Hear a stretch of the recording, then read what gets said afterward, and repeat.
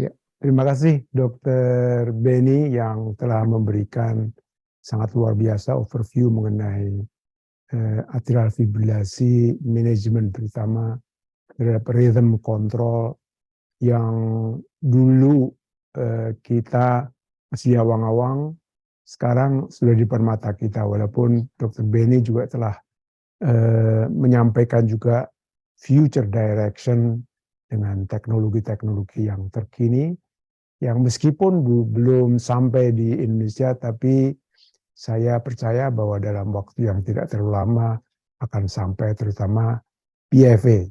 Kalau cryoablation sudah ada, walaupun dengan plus minusnya dan sebagainya, tapi PFA barangkali menjadi satu pilihan di masa depan. Sebelum saya menuju kepada pertanyaan, mungkin barangkali ada baiknya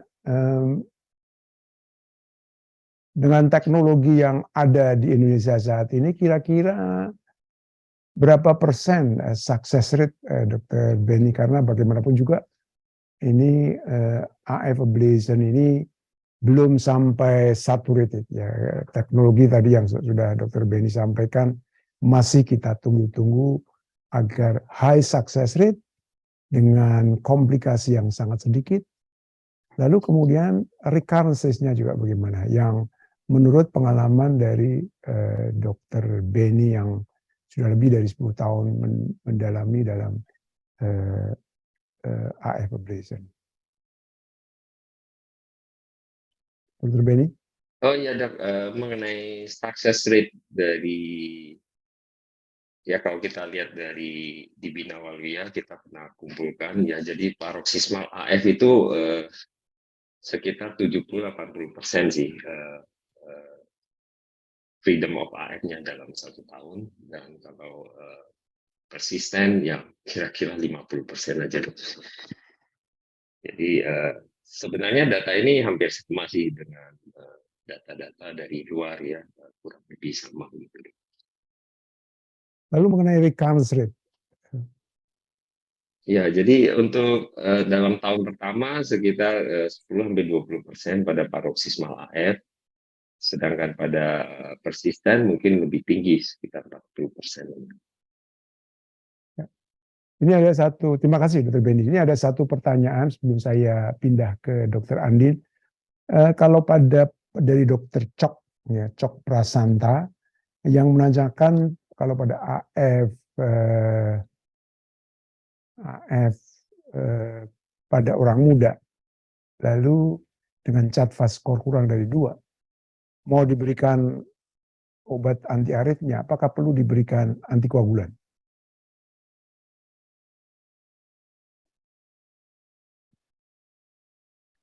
Oh ya, jadi Ya. pada pasien dengan CHA2 skor kurang dari 1 atau 2 ya. Pertanyaan gimana Dok? Maaf. Kalau CHA2 skornya kurang dari 2, apa perlu diberikan antikoagulan? Jadi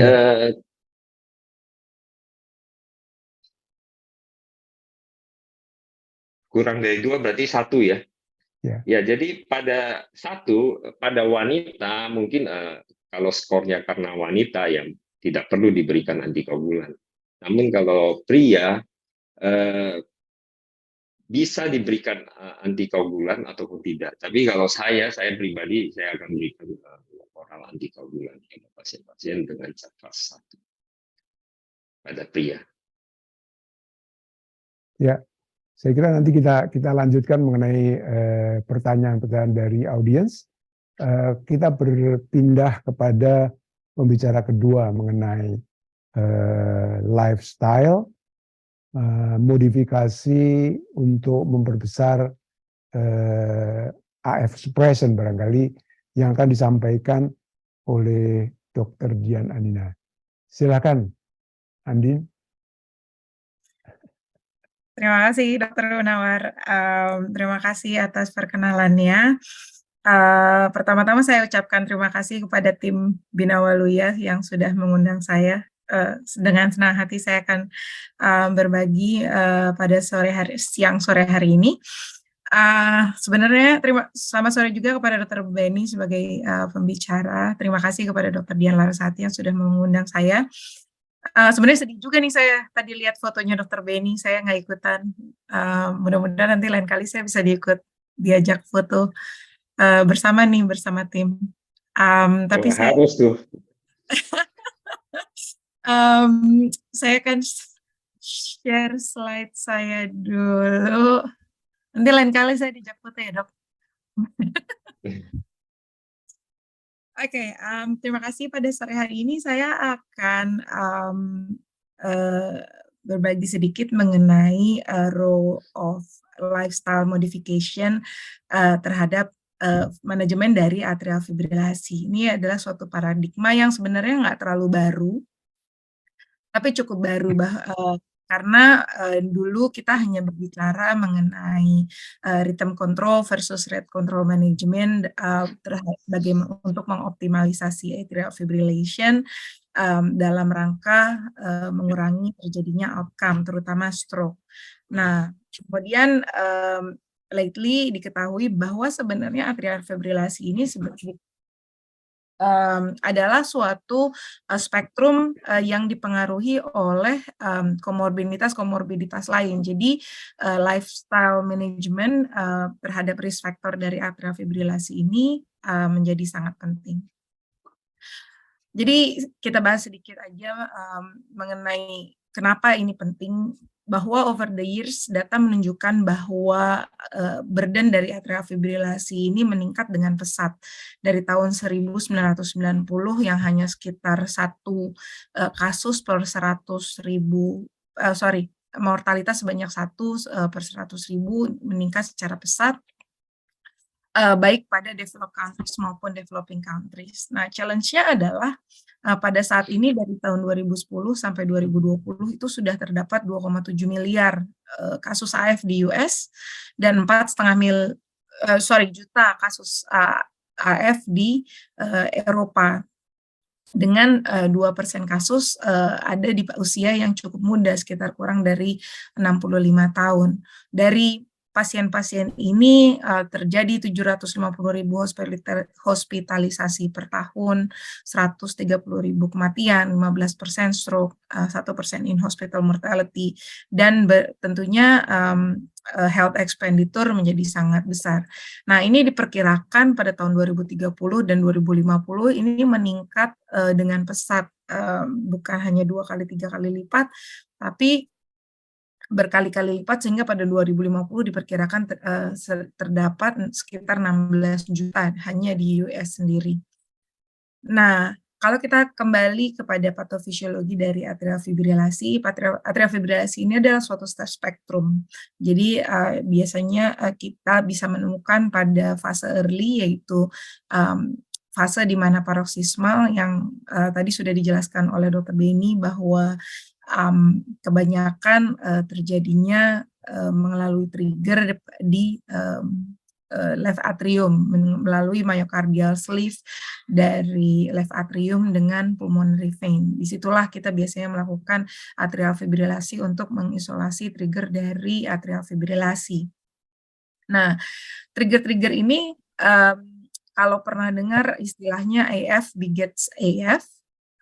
Jadi semakin lama terjadinya AF, itu substrat AF semakin banyak, sehingga AF akan terjadi remodeling yang akan membuat progresivitas AF ke dan AF atau bahkan ke permanen AF. Nah, progresivitas dari remodeling ini tidak hanya terjadi karena durasi dari atrial fibrilasi itu sendiri, tapi karena adanya faktor-faktor eksternal yang akan mengakibatkan terjadinya fibrosis lebih lanjut, dilatasi, akumulasi fat yang kemudian akan menyebabkan terjadinya perubahan secara struktural maupun elektrikal pada atrium. Nah, kalau kita lihat dari pasien-pasien dengan atrial fibrilasi sering tidak jarang kita menemukannya pada fase di mana pasien sudah persisten atau permanen. Nah, tapi kalau kita tarik mundur sebenarnya diperkirakan sebenarnya AF itu sendiri perubahan-perubahan yang terjadi itu sudah bertahun-tahun sebelumnya sejak terbentuknya adanya risk factor dari AF. Jadi walaupun seperti yang kita ketahui risk factor ini seringnya tidak bergejala, maksudnya dari pasien-pasien dengan hipertensi, diabetes, pada fase-fase awal itu tidak bergejala, tidak memiliki simptom yang bermakna, tapi bukan berarti tidak perlu ditangani secara dini, karena ini akan menyebabkan progresivitas dari penyakit outcome, salah satunya adalah atrial fibrillation. Nah, kenapa terjadinya perubahan pada atrial fibrilasi itu sendiri berhubungan dengan handling dari ion kalsium, kemudian structural remodeling, electrical remodeling, dan autonomic remodeling. Nah, ini biasanya terkait oleh faktor risiko yang tersebut di bawah ini, antara lain hipertensi, obesitas, obstructive sleep apnea. Nah, ini biasanya yang jarang terdeteksi, heart failure, physical inactivity, konsumsi alkohol, diabetes, dislipidemia, dan merokok. Nanti kita bahas satu persatu mengapa kita pikir risk factor ini penting. Nah, ini jadi yang meningkatkan dari IF burden itu sendiri karena seperti yang sudah disebabkan tadi, kebanyakan pasien memiliki risk factors yang kemudian akan menyebabkan terjadinya atrial fibrilasi, namun tidak terdeteksi. Yang seperti sudah disebutkan tadi, termasuk adanya penyakit-penyakit jantung itu sendiri seperti valvular heart disease atau devices, dan juga atherosclerotic disease. Nah, kenapa pada AF itu terjadi progresivitas? Karena atrial fibrilasi itu ini seperti chicken and egg. Jadi atrial fibrilasi akan menyebabkan atrial miopati. Jadi struktur muskuler dari atrium ini akan berubah karena adanya atrial fibrilasi. Tetapi risk factor itu sendiri juga akan menyebabkan atrial miopati pada AF. Nah, studi ini dilakukan pada manusia, jadi dilakukan suatu geometri 3 dimensi untuk mengukur voltase dari setiap bagian dari atrium. Jadi ini adalah right atrium dan left atrium. Warna-warna ini adalah menggambarkan voltase dari atrium. Jadi kalau kita lihat di sini semakin warnanya ungu, ini semakin sehat struktur otot atriumnya. Semakin warnanya merah, semakin tidak sehat otot atriumnya karena voltasenya sangat rendah. Nah, kalau kita lihat di atas ini adalah populasi kontrol, di bawah adalah populasi disease. Dan studi ini dilakukan pada pasien-pasien, membandingkan pasien dengan aging dengan kontrol, hipertensi dengan kontrol, heart failure dengan kontrol, sleep apnea dengan kontrol, dan lone AF dengan kontrol, juga pada pasien obesity. Nah, yang dilakukan adalah mengukur ada volume atrium, voltase, kemudian area dengan voltase yang sangat rendah dengan kecepatan konduksi pada atrium. Nah, kalau kita lihat di sini adalah faktor resiko ini, baik aging, hypertension, heart failure, sleep apnea, dan obesity, ini akan menyebabkan area-area merah yang berbeda secara bermakna dengan populasi kontrol. Jadi dengan aging kita lihat bahwa area dengan voltase rendah akan meningkat, fractionation juga akan meningkat, demikian halnya dengan pasien-pasien hipertensi, juga pada pasien heart failure dan pasien sleep apnea, juga pasien-pasien obesity. Nah, tentu saja ini membuktikan bahwa risk factor itu menyebabkan terjadinya perubahan pada atrium itu sendiri yang kemudian akan menjadi substrat terhadap terjadinya atrial fibrilasi. Nah, kalau tadi Dokter Beni sudah membahas mengenai successful dari ablation, tentu saja kita tidak memungkiri bahwa ablasi ini adalah suatu teknologi yang sangat bermanfaat untuk mengembalikan irama jantung ke sinus rhythm dan mempertahankan irama jantung menjadi sinus rhythm. Nah, tapi kalau di sini kita melihat bahwa ternyata successful ablation saja tidak cukup. Nah, ini studi yang dilakukan pada pasien dengan kontrol, kemudian dilakukan three-dimensional geometry again pada pasien-pasien dengan AF ablasi, kemudian di follow up setelah beberapa bulan. Nah, kalau kita lihat bahwa pada saat AF ablation memang kita lihat bahwa banyak area merah, jadi banyak area disease pada atrium. Nah, pada follow up walaupun successful ablation, kita melihat bahwa area merah ini tidak berkurang, sehingga kita mengetahui bahwa area substrat dari AF itu masih banyak. Jadi tidak berkurang secara bermakna hanya dengan AF ablasi. Kalau kita lihat di sini ada pada pasien kontrol, kemudian dibandingkan dengan baseline dan follow up, kita lihat bahwa activation time dari pasien dengan AF itu berbeda secara bermakna, tapi setelah ablasi pada saat follow up tidak berbeda bermakna, jadi tidak mempengaruhi right atrium activation time. Juga persentase dari KV ini adalah area di mana elektrogram itu fractionated. Kalau kita lihat dengan hanya successful ablation pada follow up itu masih didapatkan area fractionated yang cukup besar. Nah, bagaimana pada pasien dengan metabolic syndrome? Nah, ini dilakukan analisis probability AF pada pasien-pasien dengan metabolic syndrome yang diukur dengan skor. Jadi ini diperlihatkan perbedaan pasien dengan skor 0, 1, 2, 3, 4, 5 menurut kriteria dari metabolic syndrome. Di sini terlihat bahwa pasien dengan skor 5 itu memiliki probabilitas AF 4 kali lebih besar daripada pasien dengan skor 0. Jadi pasien dengan metabolic syndrome ini memiliki kecenderungan AF lebih besar. Nah, ini adalah suatu studi yang dipublish pada tahun 2017 yang juga memperlihatkan bahwa risk factor dari heart failure akan meningkatkan AF 4 kali lebih besar secara bermakna. Male, laki-laki 2,5 kali lebih besar dibandingkan female. Coronary artery disease akan meningkatkan 1,5 kali lebih besar.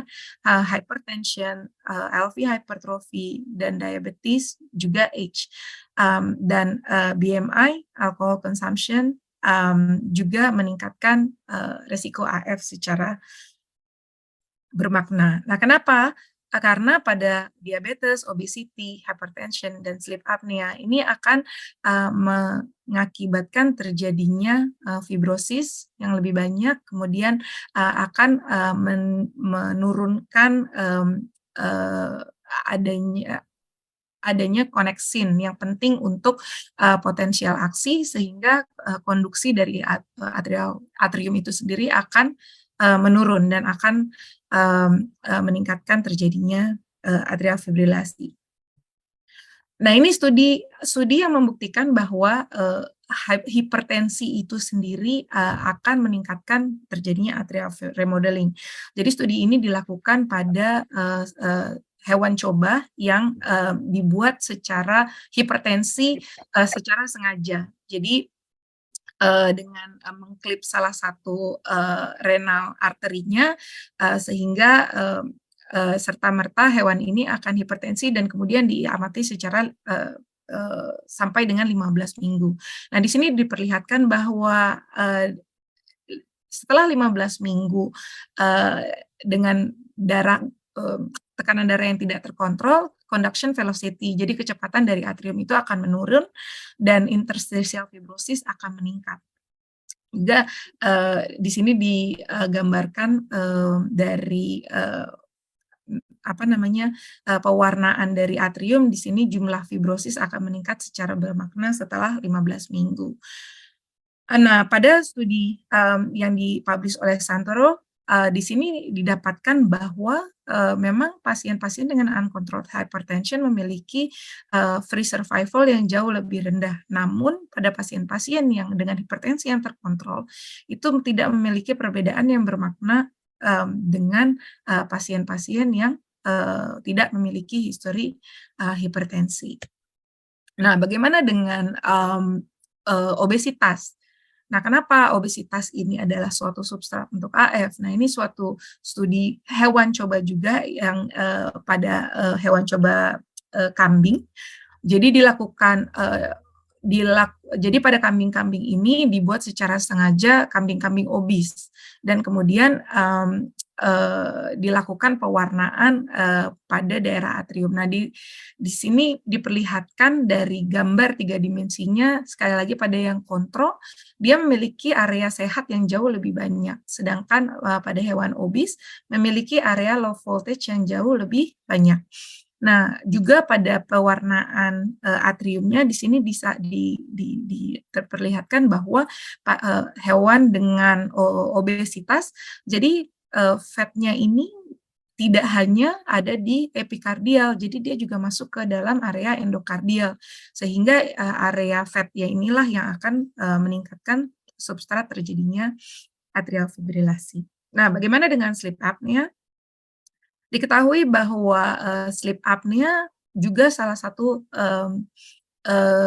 risk factor terhadap terjadinya atrial fibrilasi dan treatment yang baik dengan sleep apnea dengan sendirinya akan menurunkan AF sebanyak setengah dari dibandingkan dengan pasien-pasien yang sleep apnea-nya tidak tertangani dengan baik. Exercise juga menurunkan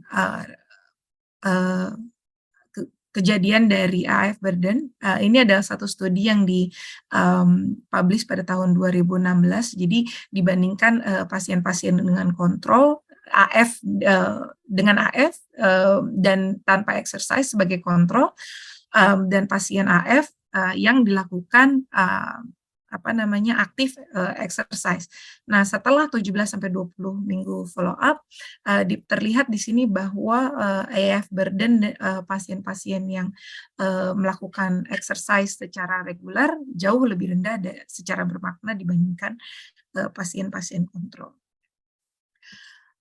Salah satu faktor risiko lain adalah konsumsi alkohol. Nah, ini studi ini dilakukan pada pasien-pasien dengan moderate alcohol drinkers, jadi sekitar 10 drink per week.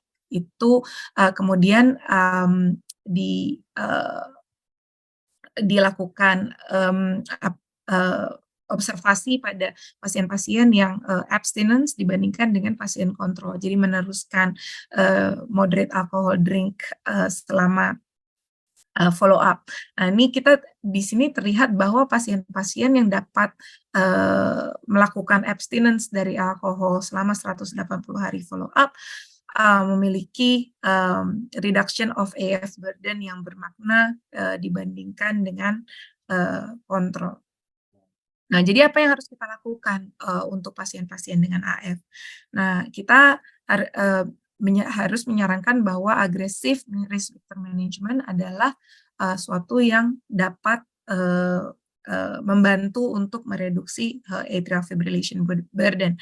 Jadi salah satu dengan weight management and exercise. Jadi kita harus edukasi bahwa ini adalah suatu permanent lifestyle changes dengan diet plan yang baik, terutama pada pasien-pasien yang obes.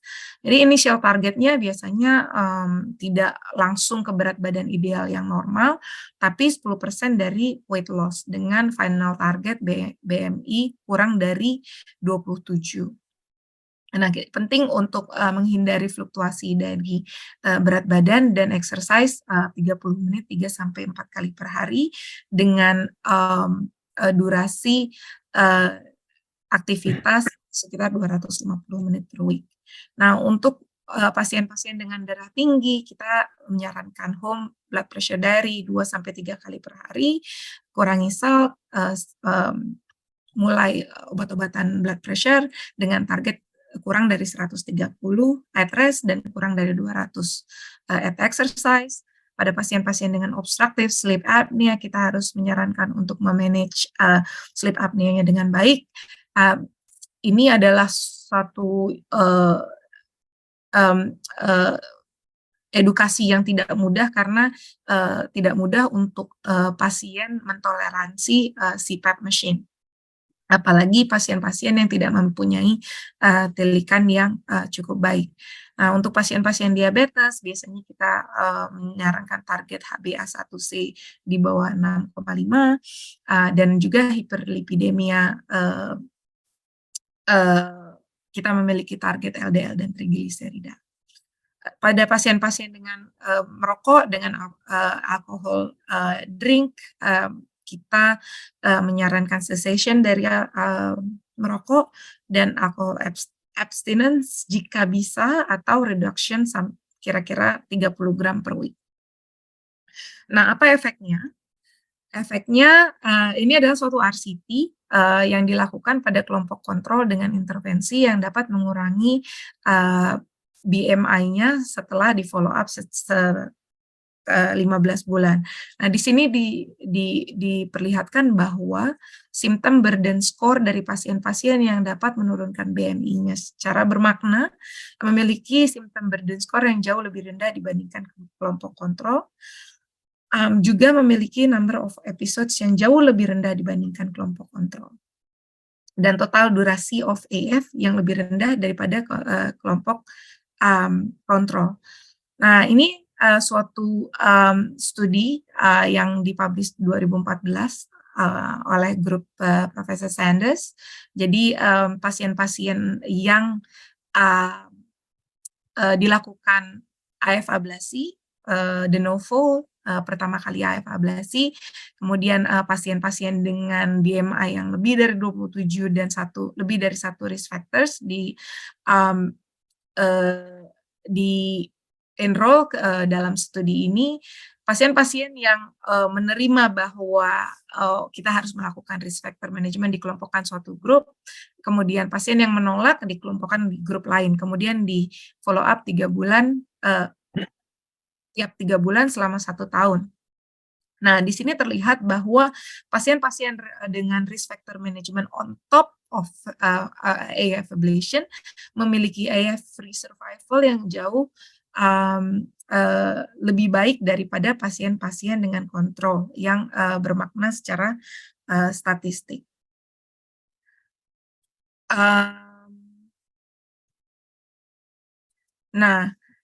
Ini pada studi lain, yaitu legacy study dengan rhythm control baik dengan ablasi atau dengan anti-arrhythmic medication.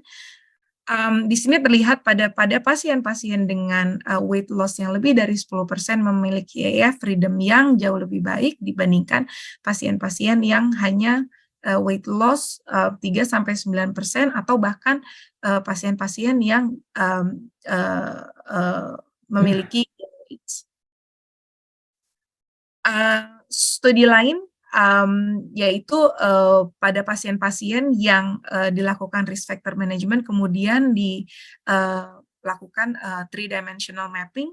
Di sini terlihat bahwa hanya dengan risk factor management terdapat reversal dari AF substrat. Jadi kalau kita ingat lagi bahwa daerah merah ini adalah daerah yang disease. Nah, pada risk factor management, pasien-pasien ini memiliki area disease yang cukup banyak.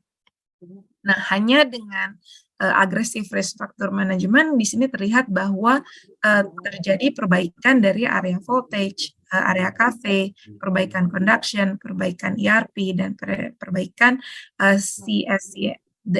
So secara electrical dan structural ini jauh lebih baik. Jadi secara klinikal ini juga terbukti bahwa pasien-pasien yang memiliki risk factor management yang baik terjadi reversal dari persisten ke paroxysmal AF. Jadi pada pasien-pasien dengan weight loss yang lebih baik, weight loss di atas 10%, pasien yang tadinya paroxysmal pasien yang tadinya persisten dia lebih ke arah paroxysmal, lebih banyak yang berubah ke paroxysmal. Sehingga pada pasien-pasien dengan weight loss yang kurang dari 3% atau bahkan weight gain, progresivitas ke arah persisten terjadi lebih banyak. Nah, jadi ini rekomendasi yang sebaiknya dilakukan pada pasien-pasien dengan atrial fibrilasi. Jadi kita harus assess individual risk factors, apakah pasien terdapat hipertensi, anemia, diabetes, alcohol intake, physical activity, sleep apnea, obesity, and smoking. Kemudian inisiasi anticoagulation and antiarrhythmic medication as per guideline. Tentu saja kita harus memikirkan rhythm control strategi sedini mungkin. Jika pasien masih bisa kita harapkan untuk berada di rhythm control strategi management. Nah, tentu saja setelah kita identifikasi apa individual risk factor-nya, kita harus inisiasi lifestyle changes, edukasi yang paling penting, apa yang kita harus tentukan mutually agree achievable target. Jadi pasien harus bisa mengidentifikasi masalahnya dia sendiri dan target apa yang kita harapkan dari masalah tersebut. Nah, pada saat evaluasi berikutnya kita harus re-emphasize, re-evaluation mengenai masalah-masalahnya, dan kita re-emphasize target yang kita berikan. Jika pasien memiliki progres yang baik, kita set new goals, terutama pada pasien-pasien yang progressing well untuk achieve target dari risk factor management. Nah, kalau tentu saya kalau symptomatic AF kita bisa consider AF ablation atau anti-arrhythmic medication as per guideline, tapi dengan ini tetap saja kita as a baseline kita harus tetap mengemphasize risk factor management untuk memaintain sinus rhythm. Ini summary aja dari target-target yang harus kita capai dari masing-masing risk factor management. Mungkin ini kita lewat aja karena ini sama, pada dasarnya ini adalah target apa yang perlu kita capai. Jadi pada pasien-pasien obesity kita harus bisa memotivasi untuk at least mencapai 10% reduction dari weight dengan BMI target kurang dari 27. Ini untuk populasi Caucasian. Mungkin di populasi Asia kita mempunyai target yang sedikit lebih rendah. Mengemphasize physical activities sekitar 150 menit per week. OSC kita harus bisa identifikasi dan kita treat jika perlu untuk biasanya saya menanyakan untuk screening apakah pasien snoring, apakah pasien memiliki gangguan tidur, atau apakah pasien selalu merasa kelelahan pada saat siang hari. Kalau pada pasien-pasien ini, nah mungkin kita ada baiknya kita lakukan screening dari sleep apnea. Diabetes kita kontrol blood sugar-nya dengan HbA1c sebagai target. Hipertensi, nah ini bisa kita ajak pasien untuk memonitor sendiri dengan blood pressure machine dan blood sugar machine at home. Jadi biasanya pasien kalau diajak untuk turut serta, pasien juga excited untuk mencapai target. Nah, ini review sedikit. Jadi kalau kita ablation alone itu tanpa memikirkan risk factor, kita akan menurunkan chance untuk successful dari AF ablasi, dalam arti recurrence rate akan lebih tinggi dan akan meningkatkan need of repeat ablation. Kalau kita risk factor management aja, kita memang bisa reduce AF symptom, reduce AF burden, improve comorbidity. Bisa juga menurunkan kemungkinan the need of ablation. Tapi kalau memang trigger tetap ada, risk factor management plus ablation untuk rhythm control strategi akan optimum, karena di sini akan menurunkan simptom, menurunkan burden, dan memperbaiki kemungkinan keberhasilan dari AF ablasi itu sendiri. Nah, kalau boleh saya simpulkan, AF adalah suatu manifestasi dari underlying atrial myopathy yang bisa disebabkan oleh risk factors, karena akan terjadi fibrosis, fatty infiltration, dan gap junction. Nah, risk factor management ini akan menurunkan AF burden dan menurunkan perlunya ablasi AF. Juga pada pasien-pasien dengan ablasi AF, dia akan menurunkan, memperbaiki outcome dari results-nya. Ini lifestyle modification ini saat ini berdasarkan 2019 AF guideline adalah kelas 1. Nah, jadi life risk factor management adalah salah satu dari keempat pilar dari AF management yang tidak boleh kita lupakan. Terima kasih atas perhatiannya. Wassalamualaikum warahmatullahi wabarakatuh.